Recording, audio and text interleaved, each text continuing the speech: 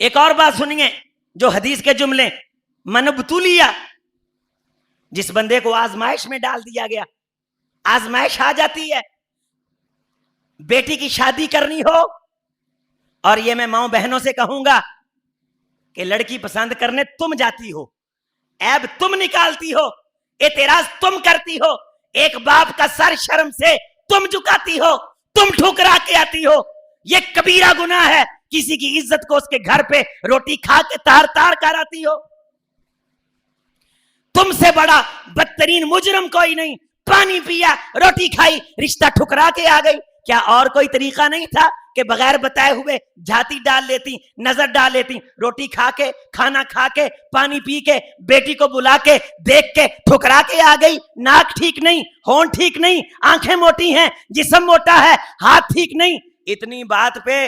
Reject کر کے آ گئی کہ ہاتھوں کے اوپر مہندی کا پھول صحیح نہیں بنے گا، لہٰذا یہ لڑکی ہمیں قبول نہیں۔ رشتہ دیکھنے گئی ہو یا ذلیل کرنے گئی ہو؟ آج آنے ہیں بیٹی کو مہمان دیکھنے،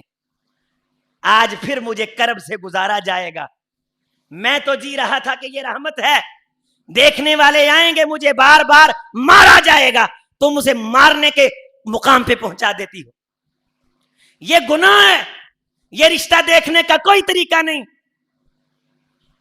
کتنی لڑکیاں دل ہار کے، ہمت ہار کے خودکشی کرنے پہ مجبور ہو جاتی ہیں، جو بھی آتا ہے کھاتا پیتا ہے، رشتہ ٹھکرا کے چلا جاتا ہے، میں بدتر، میں کلنک ہوں، میں گناہ ہوں، میں کوئی برائی ہوں کہ مجھے ٹھکرا کے جا رہے ہیں، باپ کا سر شرمندگی سے جھک گیا، ماں کا سر شرمندگی سے جھک گیا، اگر اس بنیاد پہ کوئی لڑکی خودکشی کرتی ہے، اس کی قاتل وہ عورت ہے جو رشتہ ٹھکرا کے آئی۔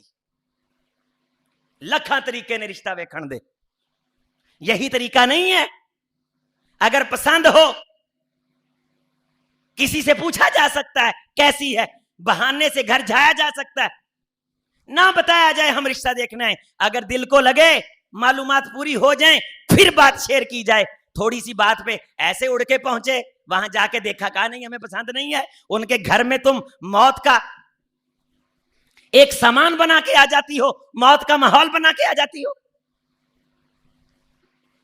اور اسی کے ساتھ ایک اور بات،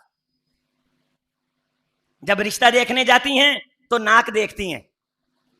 آنکھ دیکھتی ہیں، منہ دیکھتی ہیں، ظاہری حسن دیکھتی ہیں، شادی کو دوسرا دن ہوتا ہے، روٹی دیکھتی ہیں، چائے صحیح نہیں بنی،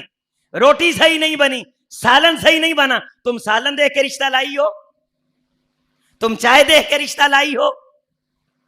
تم کھانا دیکھ کے رشتہ لائی ہو، رشتے سے پہلے تو ظاہر اور رشتے کے بعد باطن۔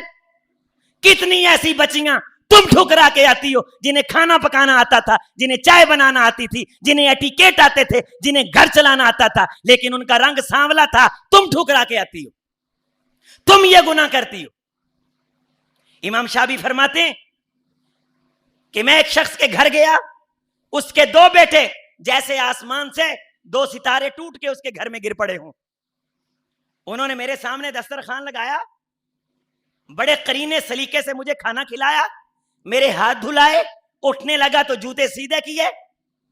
میں نے کہا بخت بیدار ہے تو، تجھے اللہ نے اتنے نیک، ظاہری بھی سیرت صورت ہے اور سیرت بھی ہے، اتنے خوبصورت بچے اللہ نے تجھے دیے، کاش ایسے بچے اللہ ہر کسی کو عطا فرمائے۔